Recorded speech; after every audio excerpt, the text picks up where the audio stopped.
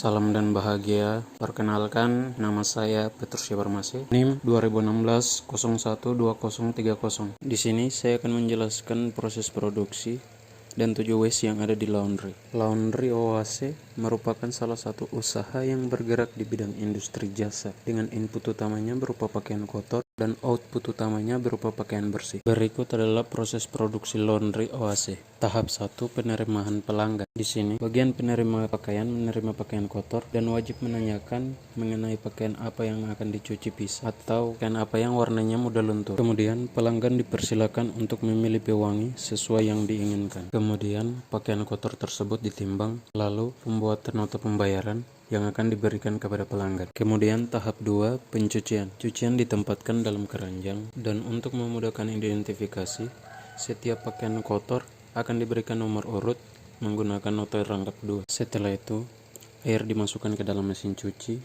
lalu dilanjutkan dengan pemberian sabun. Proses pencucian dilakukan selama kurang lebih 30 menit. Setelah itu, cucian yang sudah bersih dimasukkan ke dalam mesin pengering selama kurang lebih 30 menit. Selanjutnya tahap 3, setrika pakaian.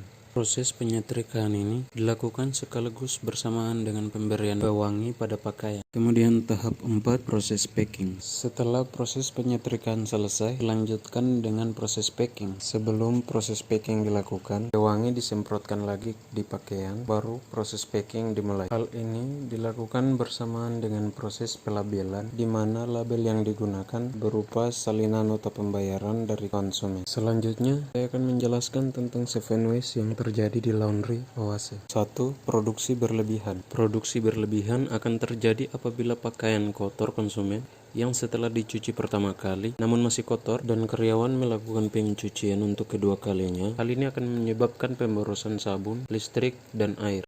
2.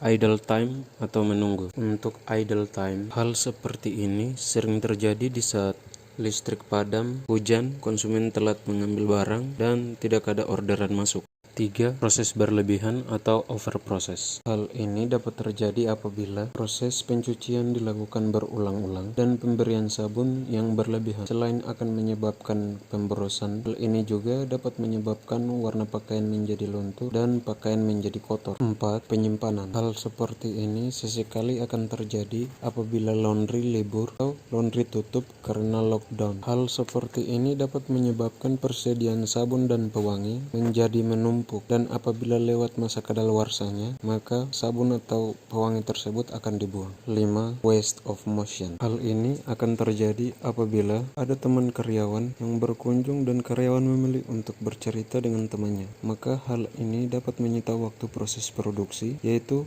antrian pakaian selanjutnya yang akan sedikit lebih terlambat untuk dicuci. Yang keenam, produk cacat. Produk cacat yang dihasilkan di laundry adalah berupa pakaian sobek, warna pakaian menjadi luntur, dan yang ketiga, pakaian meleleh karena terkena panasnya setrik. Dan yang terakhir, perpindahan atau transportasi. Laundry OAC hanya memiliki 3 keranjang, yang mana 1 dipakai untuk menimbang pakaian kotor atau orderan masuk, sedangkan 2 lainnya dipakai untuk menempatkan pakaian 2 orang konsumen pertama yang akan dicuci terlebih dahulu. Jika orderan banyak yang akan masuk, maka pekerjaan akan kewalahan saat mengurutkan pakaian-pakaian yang akan dicuci. Hal ini menyebabkan waktu tunggu mencuci orderan berikutnya akan semakin lama. Sekian paparan saya kali ini.